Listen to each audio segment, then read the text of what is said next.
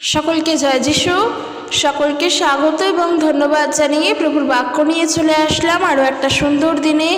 প্রভু যে আমাদেরকে আরও একটা রাতের পর আজকের এই দিন দেখতে দিয়েছেন, সেই জন্য ঈশ্বরকে অসংখ্য ধন্যবাদ জানাই। কারণ এই দিনে যে কত মানুষের কত সমস্যা ঘটেছে, কত মানুষ অসুস্থ হয়ে পড়েছে, কত মানুষ হয়তো এই দুনিয়া ছেড়ে চলে গেছে, কিন্তু আমরা আজও যে সুন্দরভাবে বেঁচে আছি এই জীবনটাতে ঈশ্বরের কৃপায়, সেজন্য ঈশ্বরকে ধন্যবাদ দিই। কারণ মানুষের জীবন হলো ক্ষণস্থায়ী। কে কখন কোন মুহূর্তে কার কী হবে সেটা আমরা কেউ বলতে পারি না। আর আজকের সমাজে দাঁড়িয়ে মানুষ বিভিন্নভাবে রোগাগ্রস্ত হয়ে যায়, বিভিন্নভাবে রোগাক্রান্ত হয়ে যায়, এবং তার মৃত্যু যে কীভাবে হবে সেটাও আমরা কেউ জানি না। কিন্তু মহান জীবিত ঈশ্বরকে আমরা ধন্যবাদ দিই যে তিনি আমাদেরকে বাঁচিয়ে রেখেছেন। কারণ আমাদের জীবনের উদ্দেশ্যে তার পরিকল্পনা আছে। তিনি আমাদেরকে ব্যবহার করতে চান, আমাদেরকে তার কাজের জন্য কাজে লাগাতে চান বলেই তিনি আমাদেরকে বাঁচিয়ে রেখেছেন। তিনি আমাদেরকে ভালোবাসেন বলে বাঁচিয়ে রেখেছেন।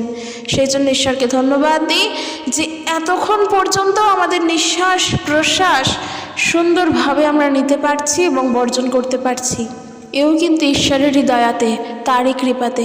তাই তাকে ধন্যবাদ দাও, তার প্রশংসা করো, প্রত্যেকটা দিন তার গৌরব করো যে প্রভু তুমি বাঁচিয়ে রেখেছো বলে বেঁচে আছি, তুমি সঙ্গে আছো বলে বেঁচে আছি, আমার জীবনের জন্য তোমার পরিকল্পনা আছে বলে আমি বেঁচে আছি, তুমি আমাকে বাঁচিয়ে রেখেছো। তাই সমস্ত গৌরব তোমারই হোক। কারণ আমরা খ্রিস্ট বিশ্বাসী, আমরা প্রভু যীশু খ্রিস্টকে বিশ্বাস করি।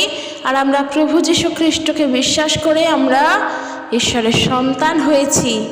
ঈশ্বরের সন্তান হয়েছি তখন যখন আমরা খ্রিস্টকে বিশ্বাস করেছি, যা আমরা পাই যোহন লিখিত সুসমাচার তার 1 অধ্যায় 12 পদে। সেখানেও বলা হয়েছে, কিন্তু যত লোক তাহাকে গ্রহণ করিল সেই সকলকে যাহারা তাহার নামে বিশ্বাস করে তাহাদিগকে তিনি ঈশ্বরের সন্তান হইবার ক্ষমতা দিলেন। আজকের আমরা প্রভু যীশু খ্রিস্টকে বিশ্বাস করেছি, আমরা ঈশ্বরের সন্তান হয়েছি। আর এই অধিকার, এই ক্ষমতা প্রভু যীশু আমাদেরকে দিয়েছেন। আমরা ঈশ্বরের। সত্যিই মহান জীবিত ঈশ্বরকে ধন্যবাদ দিই, প্রভু যীশু খ্রিস্টকে ধন্যবাদ দিই যে তিনি যদি না আসতেন আমরা আজকের ঈশ্বরের সন্তান হতে পারতাম না। তাকে যদি বিশ্বাস না করতাম আমরা ঈশ্বরের সন্তান হতে পারতাম না। এই জগৎ কিন্তু আজকে সবাই ঈশ্বরের সন্তান নয়, কারণ জগতের সবার কাছে যদি যিশুর নাম প্রচার হয় সবাই মেনে নেবে না। আর আজকের যদি সবাই মেনে নিত, গোটা বিশ্ব আজকে খ্রিস্ট যিশুকে জানতো, তাতে ঈশ্বরের মহিমা আরও দ্বিগুণ হতো। কিন্তু মানুষ আজকে গ্রহণ করেনি, তো কী হয়েছে? তার জন্য কি প্রভুর মহিমা থেমে থাকবে? কোনো দিনের জন্য না। ঈশ্বরের বাক্য বলছে, মানুষের মুখও যদি বন্ধ হয়ে যায়, পাথরেও পর্যন্ত ঈশ্বরের মহিমা করবে। যেই পাথরের কোনো কথা বলার শক্তি নেই, যেই পাথর সম্পূর্ণ একটা পাথর, জড় পদার্থ, সেও পর্যন্ত তার মুখ দিয়ে ঈশ্বরের গৌরব করবে। কাজেই ঈশ্বর সমস্ত কিছুকে সৃষ্টি করেছেন, তিনি পৃথিবীর সব কিছুকে সৃষ্টি করেছেন, শুধুমাত্র মানুষকে নয়। তাই মানুষ যে তার গৌরব করবে তা কিন্তু নয়, সবাই করবে, সবাই। তাই মনে করো না আজকে সারা বিশ্বে যিশুর নাম প্রচার হয়েছে কিন্তু সবাই যে গ্রহণ করেছে এমনটাও নয়। আর যারা গ্রহণ করেনি তাদের জন্য যে ঈশ্বরের গৌরব থেমে থাকবে এমনটাও নয়। তাই আজ আমরা ঈশ্বরের সন্তান খ্রিস্ট যিশুকে বিশ্বাস করেছি, আর আমরা ঈশ্বরের সন্তান হয়ে এই জগৎকে জয় করেছি। সত্যি এই জগতের থেকে আর আমাদের পাওয়ার কিছু নেই, বরং এই জগৎ আমাদের থেকে চায়। আমরা আর জগতের থেকে কিচ্ছু নেব না, কারণ আমরা এই জগৎকে জয় করেছি। আমরা দেখব প্রথম যোহন তার 5 অধ্যায় 1 পদ থেকে, প্রথম যোহন তার 5 অধ্যায় 1 পদ থেকে যদি পড়ি, 1 থেকে 5, ঈশ্বরের বাক্য এখানে বলছে, যারা বিশ্বাস করে যে যিশুই খ্রিস্ট তারা হলো ঈশ্বরের সন্তান। যারা খ্রিস্টকে যিশু জানে এবং যিশুকে খ্রিস্ট বলে জানে তারা হলো ঈশ্বরের সন্তান। এক কথায় যারা প্রভু যীশু খ্রিস্টকে বিশ্বাস করে। বলছে, যে কেউ পিতাকে ভালোবাসে সে তার সন্তানদেরও ভালোবাসে। তো 2 পদে বলছে যে আমরা তবে কি করে জানবো যে আমরা ঈশ্বরের সন্তানদের ভালোবাসি? আমরা জানি যেহেতু আমরা ঈশ্বরকে ভালোবাসি এবং তার সমস্ত আদেশকে পালন করি, তবেই তো আমরা ঈশ্বরকে প্রেম করি। কারণ ঈশ্বরকে ভালোবাসার অর্থই হচ্ছে তার আদেশ পালন করা। আর ঈশ্বরের আদেশ ভারী বোঝার মতো নয় যে অনেক ভারী, তা পালন করে চলা যাবে না। না, এত ভারী নয়, অনেক হালকা, অনেক সহজ। তা বুঝতে হবে, তা উপলব্ধি করতে হবে, তা চেখে দেখতে হবে ঈশ্বরের আদেশকে। তা সত্যই হালকা। কারণ দেখো, আজকের বাবা মায়ের বাধ্য সন্তান, বাবা মায়ের প্রিয় সন্তান তখনই সেই সন্তান হয় যখন সে তার বাবা মায়ের সমস্ত কথা পালন করে চলে, সে বাবা মায়ের বাধ্যতায় চলে। তবেই তো সে তার প্রিয় সন্তান হয়ে উঠতে পারবে, তার বাবা মায়ের কাছে ভালো হয়ে উঠতে পারবে। কিন্তু আজকের একজন অবাধ্য সন্তান কখনো তার বাবা মায়ের ভালোবাসার মানুষ হলেও প্রিয় হতে পারে না, কারণ সে কথা শোনে না, সে তার নিজের ইচ্ছে মতো চলে, বাবা মাকে গুরুত্ব দেয় না, বাবা মাকে সম্মান করে না। সে কি করে বাবা মায়ের বাধ্য সন্তান হবে? কোনো দিনের জন্য নয়। সেম একইভাবে সিমিলারলি আমরা ঈশ্বরের সন্তান হয়েছি খ্রিস্টকে বিশ্বাস করে, কাজে ঈশ্বরের আদেশ তো পালন করে আমাদেরকে চলতেই হবে। আর যদি আজকের আমরা ঈশ্বরের আদেশকে পালন করে চলি, ঈশ্বর আমাদের সমস্ত প্রার্থনার উত্তর দেবেন। আমাদের প্রশ্ন থাকে না যে আমরা প্রার্থনা করে উত্তর পাই না, কারণ আমরাও তো ঈশ্বরের সন্তান, ঈশ্বর তো আমাদেরকেও সৃষ্টি করেছেন। তাহলে কেন তিনি আমাদের প্রার্থনার উত্তর দেন না? দেখো, প্রার্থনার করার অধিকার আমাদের সবার, করতেই হবে, এটা করারই জিনিস। কারণ যেটা ঈশ্বরের থেকে চাই তার জন্য তো তার কাছে আগে জানাতে হবে। ওটাকেই তো প্রার্থনা করা বলে, যে আমার এটা প্রয়োজন, তুমি আমাকে দাও। প্রার্থনা করা আমাদের প্রত্যেককে করতেই হবে, কিন্তু প্রার্থনাটা আমরা করছি, চাইছি ঈশ্বরের থেকে, যিনি পবিত্র, যিনি সত্য, যিনি সত্যের, যার মধ্যে এতটুকুনিও কোনো অন্ধকারের লেশমাত্র নাই, আমরা তার থেকে চাইছি এবং আমাদের এই চাহিদাটা পূরণ করবেন তিনি। কারণ প্রার্থনাটা তিনি আমাদের শুনলেন, এখন সেটা দেবে কি না দেবে সেটা সম্পূর্ণ তার হাতে। যেমন ধরো, পরীক্ষার খাতায় আমরা যখন প্রশ্ন লিখে আসি, যখন আমরা স্কুলের পরীক্ষা, কলেজের পরীক্ষা দিই, পরীক্ষা তো আমরা দিয়ে আসি, ওটা তো আমাদের কর্তব্য, না হলে আমরা ক্লাসে উত্তীর্ণ হতে পারবো না। পরীক্ষা তো আমাদেরকে দিতেই হবে। এই পরীক্ষা দেওয়ার পর, লেখার পর, টিচারের কাছে সেই খাতা জমা দেওয়ার পর টিচার এবার নাম্বার কিভাবে দেবেন সেটা তার ব্যাপার। নাম্বার আমি পাবো, ওটা আমার প্রাপ্য, সেটা আমি পাবো। ভালো পরীক্ষা দিলে ভালো নম্বর পাবো, খারাপ পরীক্ষা দিলে খারাপ নম্বর পাবো, মোটামুটি পরীক্ষা দিলে মোটামুটি নম্বর পাবো। নম্বরটা কিভাবে বসাবেন, একটা প্রশ্নের উত্তরের নম্বর 5-এর নম্বর 2 হবে না 3 হবে, সেটা তার টিচারই জানবেন, কারণ খাতাটা তিনিই দেখছেন, নম্বরটা তারই হাতে। যদি সেইভাবে ভাবি, প্রার্থনাটা আমাদের প্রাপ্য, প্রার্থনাটা আমরা করব, প্রার্থনার উত্তর পাওয়াটাও আমাদের প্রাপ্য, আমরা পাবই। কিন্তু আমি তো বিভিন্নভাবে প্রার্থনা করি, ঈশ্বর তো বুঝবেন কোনটা আমার জন্য ঠিক, কোনটা আমার জন্য ঠিক নয়, ওটা তো তার হাতে। কিন্তু উনি দেবেন, এটা বলবো না যে তিনি দেবেন না, তিনি দেবেন। ধৈর্য ধরতে হবে, তিনি দেবেন। কিভাবে দেবেন সেটা তো তার ইচ্ছা মতো না, কারণ সেটা তো তার নিজের ইচ্ছা অনুযায়ী হচ্ছে। আমরা যদি দেখি এই বিষয়ে, প্রথম যোহন তার 5 অধ্যায় 13 পদ থেকে, প্রথম যোহন তার 5 অধ্যায় 13 পদ থেকে এরূপ বলছে যে, তোমরা যারা ঈশ্বরের পুত্রের উপরে বিশ্বাস করেছ, আমি তোমাদের কাছে এই কথা লিখছি, যেন তোমরা জানতে পারো যে তোমরা অনন্ত জীবন পেয়ে গিয়েছো। এখানে আবার অনন্ত জীবনের বিষয় আসলো।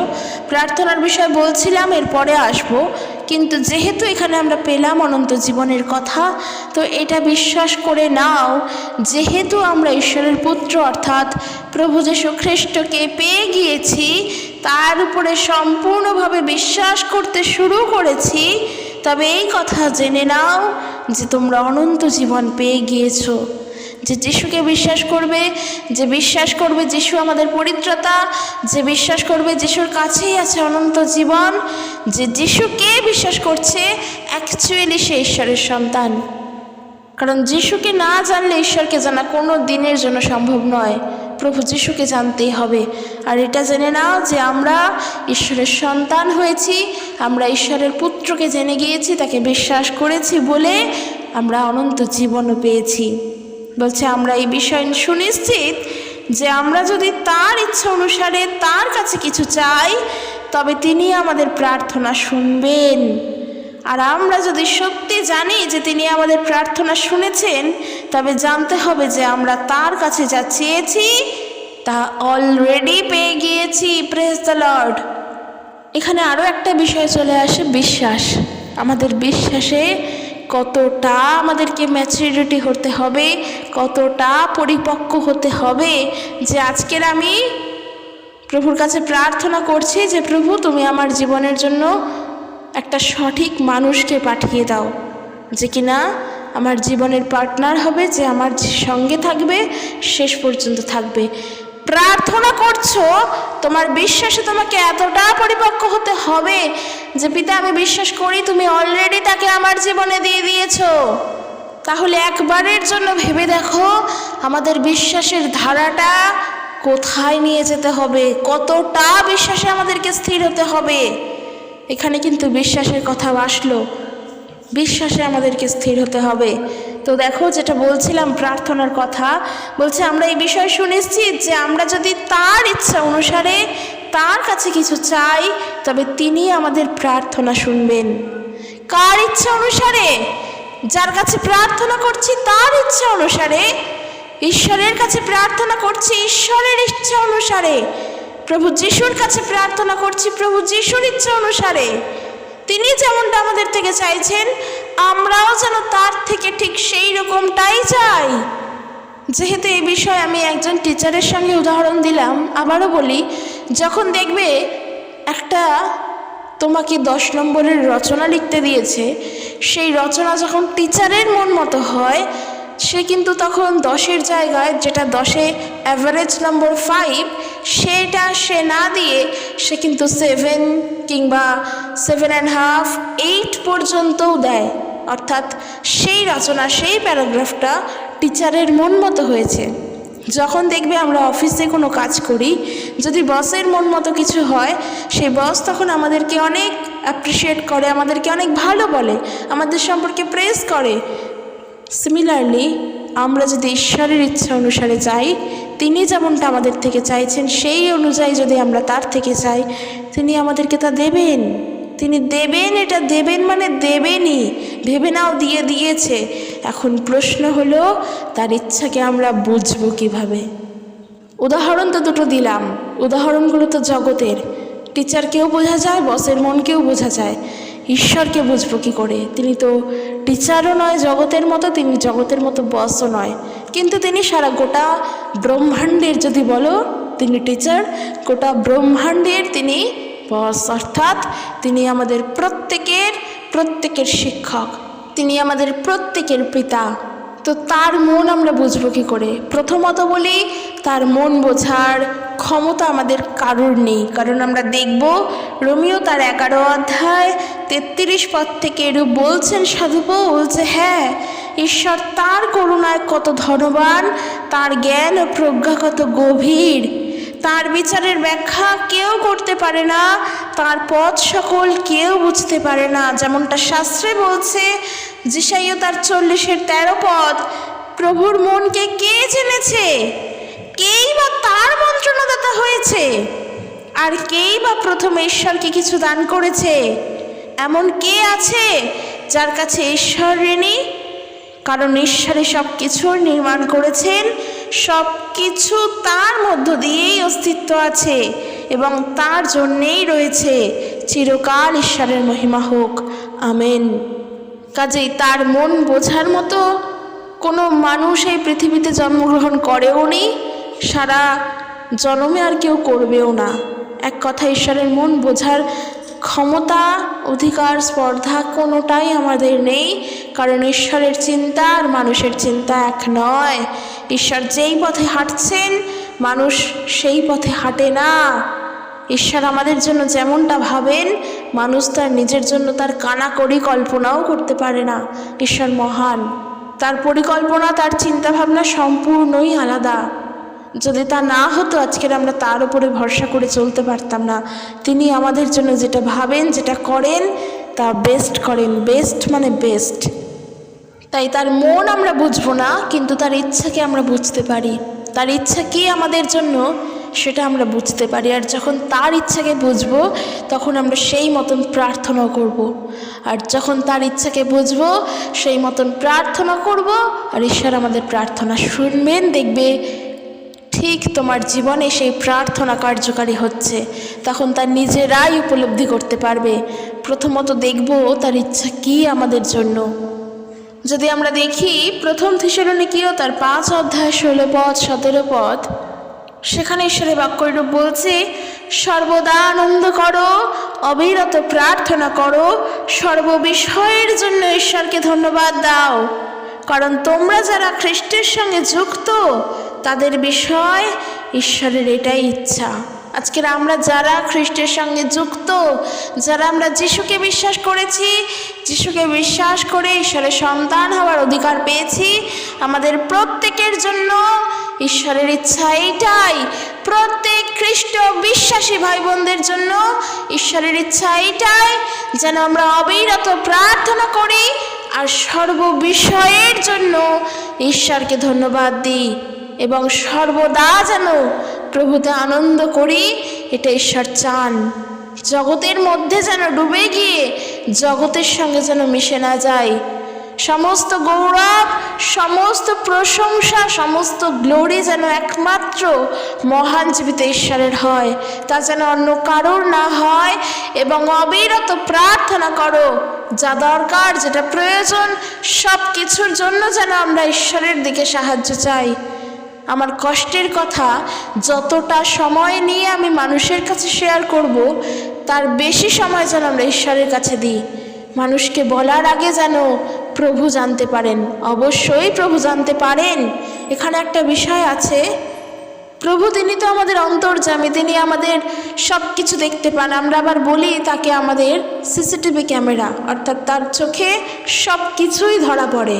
কোনো কিছুই যে তার চোখে ধরা পড়ে না এমনটা কিন্তু নয়। অন্ধকারের সকল ক্রিয়াও তার চোখে ধরা পড়ে। তো সেই জায়গায় দাঁড়িয়ে যখন তিনি অন্তর্যামী, তিনি আমাদের দেখতে পান, তখন আমাদের জীবনের প্রত্যেক দিনে হাজার হাজার কষ্ট দুঃখ আসে। আর আমরা কি করি? আমাদের প্রিয় মানুষদের সঙ্গে তা শেয়ার করি, তাদের থেকে পরামর্শ চাই, তাদের সঙ্গে তা নিয়ে ডিসকাস করতে বলি। তবে আমি এটা বলবো না যে সেটা খারাপ, একেবারের জন্য নয়, কিন্তু তার আগে আমাদের ঈশ্বরের কাছে জানাতে হবে, কারণ তিনি অন্তর্যামী, তিনি আমাদের মনের কথা জানেন। ঈশ্বরের বাক্য বলছে, তোমার জীবনে সর্ববিষয়ের জন্য সর্বপ্রথম ঈশ্বরকে স্থান দাও। যেখানে তিনি আমাকে জানেন, আমার কষ্ট দেখতে পাচ্ছেন, সেখানে আমি তার সঙ্গে শেয়ার না করে আমি জগতের বন্ধুবান্ধব, নিজের প্রিয় আত্মীয় স্বজন, নিজের সব থেকে কাছের বন্ধুর সঙ্গে শেয়ার করছি। সেখানে আমরা ঈশ্বরকে পেছনে রেখে মানুষের সঙ্গে এগোচ্ছি। এখানে ঈশ্বরের কষ্ট হয়, তিনি একটু হলেও কষ্ট পান। কিন্তু যেখানে এরূপ শিক্ষা দেওয়া হচ্ছে যে নিজের জীবনের জন্য সর্বপ্রথম ঈশ্বরকে রাখো, তার রাজ্যের বিষয়ে চিন্তা করো, তখন আমাদের সব কিছুর ভার যেন তার উপর রাখতে পারি, তার কাছে যেন প্রার্থনা করে জানাতে পারি, কারণ তিনি এটাই আমাদের থেকে চান। আমরা আরও দেখব যে তার ইচ্ছা কি আমাদের জীবনের জন্য, তাহলে বুঝতে পারবো যে তার ইচ্ছা যখন আমাদের জীবনের জন্য কিছু হবে, তাহলে সেই ইচ্ছাই হবে আমাদের জীবনের জন্য আত্মিক পথ বা ঈশ্বরকে বোঝার জন্য সেই পথ। আমরা দেখব রোমীয় তার 12 অধ্যায়ে 1 পদ এবং 2 পদ, সেখানে ঈশ্বরের বাক্যরূপ বলছে, আমার ভাই ও বোনেরা, আমার মিনতি এই, ঈশ্বর আমাদের প্রতি দয়া করেছেন বলে তোমাদের জীবন ঈশ্বরের উদ্দেশ্যে জীবিত বলিরূপে উৎসর্গ করো, তা তার কাছে পবিত্র এবং প্রীতিজনক হোক। ঈশ্বরের উপাসনা করার জন্য তোমাদের কাছে এ হলো এক আত্মিক উপায়। এই জগতের লোকেদের মতো নিজেদের চলতে দিও না, বরং নূতন চিন্তাধারায় নিজেদের পরিবর্তন করো, যেন বুঝতে পারো ঈশ্বর কি চান, কোনটা ভালো, কোনটা তাকে খুশি করে এবং কোনটা সিদ্ধ। এই জগতের চিন্তাধারায় যদি সারা জীবন চলি, এই জগৎ যেভাবে ভাবছে সেভাবে যদি আমরাও ভাবতে শিখে যাই, তাহলে আর ঈশ্বরের আত্মিক উপায়কে বোঝা সম্ভব নয়। কিন্তু জগৎবাসী এই জগতের চিন্তাধারা দিয়েই ঈশ্বরকে মনে করে। এই যে একদিন বলেছিলাম যে মানুষ নিজে যেভাবে চলে নিজের জীবনে যেভাবে নিজে চলছে তারা মনে করে ঈশ্বরও বুঝি সেইভাবে চলে। সেই জন্য তারা মূর্তিকে ঈশ্বর বানিয়ে তাকে প্রত্যেক দিন খাওয়াচ্ছে, ঘুম পাড়াচ্ছে, সব কিছু করাচ্ছে। তাদের মনে আমি আঘাত দিচ্ছি না, কিন্তু তাদেরকে আমি সত্যটা বলতে চাই যে আমাদের চিন্তাধারা আর ঈশ্বরের চিন্তাধারা এক নয়। আমরা যেভাবে হাঁটছি সেভাবে ঈশ্বর হাঁটেন না। আমরা যেই পথে চলছি ঈশ্বরের সেই পথ নয়। কিন্তু তারা যেভাবে শিখে এসেছে সেই শিক্ষার মধ্যে গিয়ে যদি আমি এখন এই বিষয়গুলো বলি, তাদের শিক্ষায় আঘাত লাগবে, তারা আঘাতপ্রাপ্ত হবে, তাদের আবেগে পর্যন্ত আঘাতপ্রাপ্ত হবে। কিন্তু ঈশ্বরকে বুঝতে হলে আবেগ দিয়ে বোঝা যায় না। ঈশ্বর জীবন্ত, তিনি ছিলেন, তিনি আছেন, তিনি থাকবেন, তিনি সর্বশক্তিমান।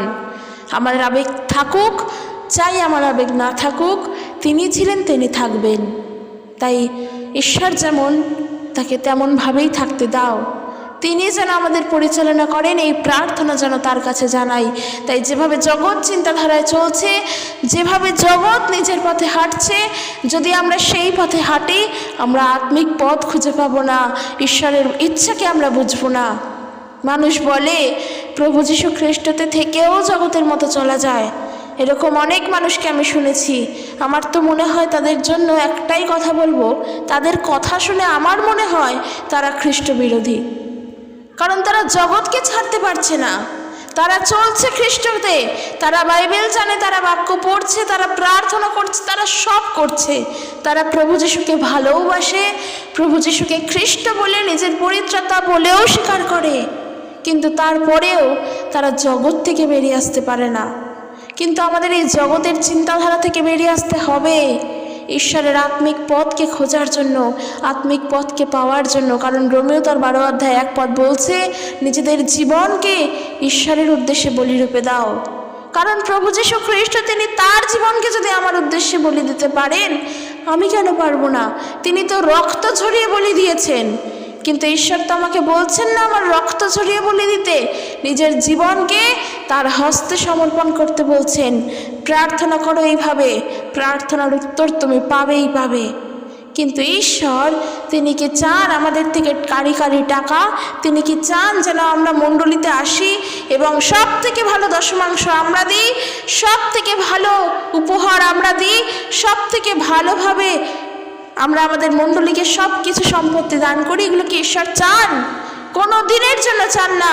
তাহলে কেন নিজের সুখ বিলাসের জন্য সব সময় অর্থের জন্য প্রার্থনা করছি আমরা? যদি সব সময় অর্থকেই ভালোবাসি তাহলে আর ঈশ্বরকে ভালোবাসা হয় না। ঈশ্বরকে ভালোবাসার অর্থ হলো ঈশ্বরের আদেশকে পালন করা। তিনি আমার প্রার্থনা কখন শুনবেন? তখনই শুনবেন যখন আমি তার ইচ্ছা অনুসারে প্রার্থনা করব। তিনি যেটা আমার জন্য চান সেই অনুসারে প্রার্থনা করব। আর আজকের আমরা দেখলাম তিনি বলছেন যেন নিজের জীবনকে তার হস্তে সমর্পণ করি। যতই আমরা তাকে বিশ্বাস করি, আমরা যেন এই জগতের চিন্তাধারা থেকে সরি, নূতনভাবে গড়ে উঠি। প্রভুর বাক্য, প্রভু যীশু আমাদের জীবন পরিবর্তন করতে এসেছেন, মন পরিবর্তন করতে এসেছেন, ধর্ম পরিবর্তন নয়। আর মন পরিবর্তন মানে কিন্তু তোমার চিন্তাধারাও পরিবর্তন করা। তুমি আগে যেভাবে ভাবতে তা কিন্তু নয়।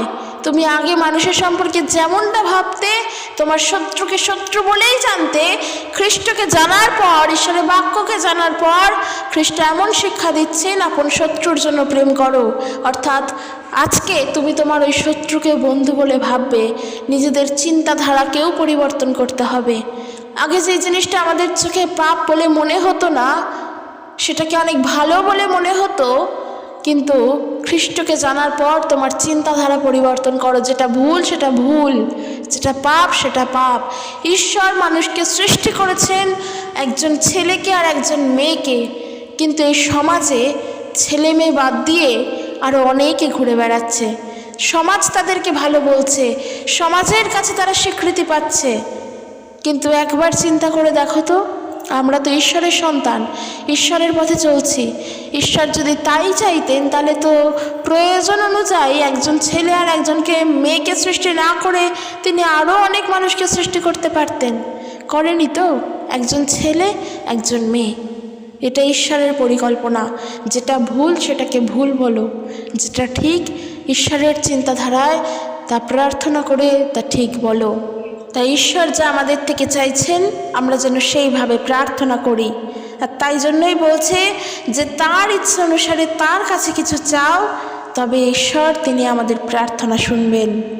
তাই যা সঠিক আমরা যেন সেই সঠিক পথে হাঁটি, নিজেদের জীবনকে যেন ঈশ্বরের কাছে সমর্পণ করি, নিজেদের আত্মাকে যেন ঈশ্বরের হস্তে সমর্পণ করি, নিজেদের জীবনকে যেন জীবিত বলিরূপে উৎসর্গ করি, কারণ তিনি আমাদের থেকে তাই চান।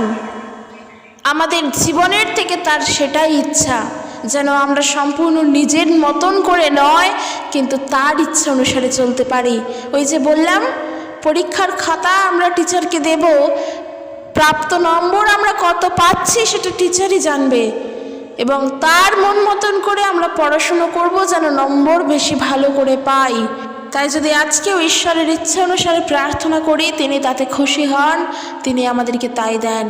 সেম আমরা যেন নিজেদের জীবনকে তার উদ্দেশ্যে বলিরূপে দিই, সব সময় সব কিছুর জন্য যেন ঈশ্বরকে নিজের জীবনে সর্বপ্রথমে রাখি, সর্বপ্রথম তার বিষয় চিন্তা করি, তিনি কি চান আমাদের জন্য এই বিষয় চিন্তা করি যে প্রভু তোমার যেটা ইচ্ছা তুমি আমার জীবনের জন্য তাই করো, তোমার যা ভালো মনে হয় তুমি আমার জন্য সেটাই করবে, আর তুমি যা করবে আমার জন্য তা সেটা আমার জীবনের জন্য বেস্ট হবে। আমরা যেন প্রার্থনা করি, কারণ একটা জিনিস জানবে, যারা ঈশ্বরের সন্তান ঈশ্বর তাদেরকে রক্ষা করেন, অর্থাৎ যারা ঈশ্বর থেকে জন্ম তাদের সবাইকে ঈশ্বর নিরাপদে রাখেন। আমরা সেই অবিনশ্বর বীজ থেকে জন্ম, আমরা নিজেদের নই, আমরা কোনো নশ্বর বীজের নই, আমাদের মৃত্যু নেই, কারণ আমরা অনন্ত জীবন পেয়েছি প্রভু যীশু খ্রিস্টকে জেনে। আর আমরা পড়লাম আজকের প্রথম যখন তার 5 অধ্যায় যে ঈশ্বর আমাদের অনন্ত জীবন দিয়েছেন, এবং সেই অনন্ত জীবন কোথায় আছে? তার পুত্রের কাছে আছে। পুত্র, সেই পুত্রকে, ঈশ্বর পুত্রকে, প্রভু যীশু খ্রিস্ট। আমরা তাকে বিশ্বাস করি অনন্ত জীবনের অধিকারী হয়েছি। কাজেই চিন্তার কোনো কারণ নেই, ভয়ের কোনো কারণ নেই, আমরা এই জগৎকে জয় করেছি। আর এই কথা অবশ্যই বিশ্বাস করতেই হবে, কারণ বাইবেল বলছে এই কথা। বাইবেলের প্রত্যেকটা বাক্য সত্য এবং কার্যকরী আমরা জানি, সেখানে কোনো খাদ নেই। বিশ্বাসপূর্বক যা কিছু চাইবে প্রার্থনার উত্তর পাবে। কোথায় শিখেছি এই বাক্য? বাইবেল থেকে শিখেছি। আর আমরা কি পাই না? ঈশ্বর কি আমাদের উত্তর দেন না? অবশ্যই দেন, অবশ্যই দেন। যেটা আমরা বিশ্বাস করি যে হ্যাঁ আমি এটা পাবই, ঈশ্বর দেবেনই, ঈশ্বর দেন আমাদেরকে। এই জন্যই তো আমাদের জীবনের সাক্ষ্যও আছে। ঈশ্বরের বাক্য থেকে শিখেছি যেন সমস্ত সাহায্যের জন্য প্রভুর থেকে চাই, তাই করি। যা সাহায্য প্রয়োজন ঈশ্বরের কাছে প্রার্থনা করি, তিনি উত্তর দেন। এরকম বহু ছোট ছোট সাক্ষ্য আমাদের সবার জীবনে আছে। তাই এই কথা বিশ্বাস করো যে যিশুর কাছে অনন্ত জীবন আছে। বিশ্বাস করতেই হবে। আমাদের মৃত্যু আত্মিকভাবে হবে না, আমাদের মৃত্যু দৈহিকভাবে হবে, কারণ পাপের বেতন মৃত্যু। পাপ আমরাও করেছিলাম, ঈশ্বরবিহীন হয়েছিলাম, আর তার জন্য আমাদের এই দেহের মৃত্যু ঘটবেও। কিন্তু যেখানে আত্মিক মৃত্যু ঘটতো, যেখানে আত্মার মৃত্যু হতো, সেখান থেকে আমরা রক্ষা পেয়েছি, কারণ আমরা যিশুকে জেনেছি, যিশুকে বিশ্বাস করেছি। তাই সত্যি মহান জীবিত ঈশ্বর কতটা প্রেমময় যে তিনি আমাদেরকে রক্ষা করেছেন, তিনি আমাদের বাঁচিয়ে দিয়েছেন, তিনি আমাদের এখনও বাঁচিয়ে দেন। ঈশ্বরকে ধন্যবাদ দিয়ে হয়তো শেষ করা যায় না। প্রত্যেক দিনের জীবনে কত কত ধন্যবাদ যে থাকে হয়তো আমাদের বলে বোঝানো যায় না।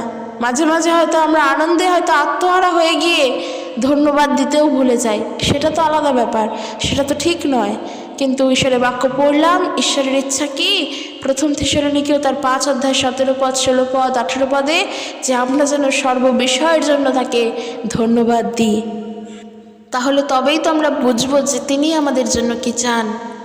তাই প্রিয় ভাই ও বোনেরা, সবার উদ্দেশ্যে বলছি, আমার খ্রিস্টতে প্রত্যেক বিশ্বাসীদের উদ্দেশ্যে বলছি যে আমরা কি বিষয়ের জন্য চিন্তা করি ঈশ্বরের ওপর রাখো।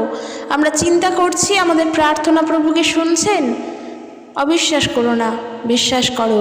সন্দেহ রেখো না, বিশ্বাস করো, সম্পূর্ণ বিশ্বাস করো। কারণ আমরা যীশু খ্রিস্টকে জানি, মানে আমরা ঈশ্বরের সন্তান, কারণ আমরা ঈশ্বরের পুত্রকে জেনেছি।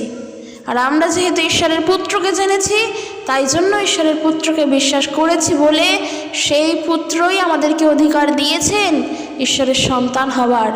যতজন খ্রিস্টকে বিশ্বাস করলো তারা প্রত্যেকে ঈশ্বরের সন্তান হওয়ার অধিকার পেল।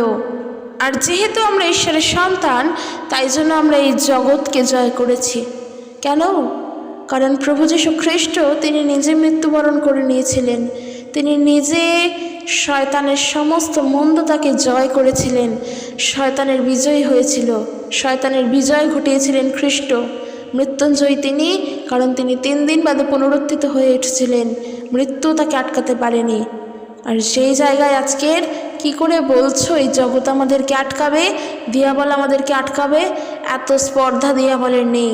আমাদের সামনে যদি দৈত্যও দাঁড়ায়, হতে পারে সে ঈশ্বরের থেকে বিশাল বড়, হতে পারে সে ঈশ্বরের থেকে মহাশক্তিশালী, মেনে নিলাম। কিন্তু একটা জিনিস জানবে, ঈশ্বরের থেকে শক্তিশালী কেউ নেই। সেই দৈত্যও যদি তোমার সম্মুখে এসে দাঁড়ায়, ঈশ্বর তোমাকে রক্ষা করবেন, কারণ তুমি ঈশ্বরে বিশ্বাস করো, তুমি ঈশ্বরে নির্ভর করো। তিনি হলেন সর্বশক্তিমান, তার উপরে কেউ নেই। আমরা দেখব লাস্ট একটি বিষয়, প্রথম যোহন তার 5 অধ্যায় 3 পদ থেকে 5 পদ, শেষটুকুনি আমার বলা হয়নি। 3 পদ থেকে বলছে, ঈশ্বরকে ভালোবাসার অর্থই হচ্ছে তাঁর আদেশ পালন করা। আর ঈশ্বরের আদেশ ভারী বোঝার মতো নয়, কাজেই তার ইচ্ছা অনুযায়ী চলতে গেলে তার আদেশ পালন করে চলতে হবে। আর আজকের আমরা দেখলাম তার আদেশকে কি, সত্যি এমন কিছু ভারী বোঝা নয়। ঈশ্বরের উপরে নির্ভরশীল হয়ে ওঠা কোনো দিনের জন্য ভারী বোঝা হতেই পারে না, কারণ আমরা তার উপরেই নির্ভরশীল। কারণ প্রত্যেক ঈশ্বরজাত সন্তান জগৎকে জয় করে। ঈশ্বরজাত অর্থাৎ যারা ঈশ্বরের জাত, ঈশ্বর থেকে জাত, ঈশ্বর হইতে জাত, ঈশ্বরের অবিনশ্বর বীজ থেকে জাত, তারা জগৎকে জয় করে। আমাদের বিশ্বাসী আমাদেরকে জগতের উপরে বিজয়ী করেছে। কে জগতের উপরে বিজয়ী হতে পারে? যে বিশ্বাস করে যে যীশু ঈশ্বরের পুত্র। কারণ আমরা বিশ্বাস করি কাকে? ন্যাচারালি খ্রিস্ট যীশুকে। আর ঈশ্বরের বাক্য বলছে যে আমাদের বিশ্বাসই আমাদেরকে জগতের উপরে বিজয়ী করেছে। আমাদের বিশ্বাস খ্রিস্টের ওপর, সে তো নিজেই জগৎকে জয় করেছেন। আর আজ আমরা জগতে থেকে তাকে বিশ্বাস করছি, অর্থাৎ আমরাও জগৎকে জয় করেছি। সেই কারণের জন্যই জগতের চিন্তাধারা থেকে সরো, জগতের মতন যেন না হই, জগৎস্থ সকল বিষয়ের জন্য যেন ভাবিত না হই। যেভাবে জগৎ চলছে সেই পথে যেন না হাঁটি। আজকের জগতের অনেক কিছু ঘটে, জগৎ থেকে নিজেকে সরাও, জগতের চিন্তাধারা থেকে সরাও, জগতের শিক্ষা থেকে সরাও। জগতে বাস করছি মানে জগৎকে নিয়েই চলতে হবে, এই ধারণা সরাও। কারণ তুমি ঈশ্বরের উপরে নির্ভরশীল। হতে পারে জগতে তুমি বাস করছো, কিন্তু যেটা তোমার জন্য সঠিক ঈশ্বর তোমার জন্য তাই করবেন। তাই জগতের চিন্তা করো না, সমস্ত চিন্তা ভাবনার ভার ঈশ্বরের উপর রাখো আর প্রার্থনা করো, প্রভু আমার জন্য তুমি যা চাও আমার জন্য তুমি তাই করো। আমি যেন তোমার ইচ্ছা অনুসারে চলতে পারি, আমার জীবনের জন্য সঠিক রাস্তা তুমি দেখিয়ে দাও, কারণ আমি বিশ্বাস করি তুমি তাই করবে। এই প্রার্থনা করে প্রভুর নামে চেয়ে নিশ্চিন্তে থাকো। আমি বলছি প্রত্যেক বিশ্বাসীদের উদ্দেশ্যে, নিশ্চিন্তে থাকো যে আমি ঈশ্বরের উপরে ভার ছেড়েছি, তিনি সঠিকটা বুঝে নেবেন। দেখোই না জীবনে কি হয়, ঈশ্বর সত্যি মহান। তো চলো আজকের ভিডিওটি কেমন লাগলো জানিও। যদি ভালো লাগে নেক্সট একটি ভিডিওতে দেখা হবে। সকলে সুস্থভাবে থাকো। ঈশ্বরের প্রেম শান্তি ভালোবাসা প্রত্যেকের প্রতি বর্তুক। জয় যিশু। Praise the Lord.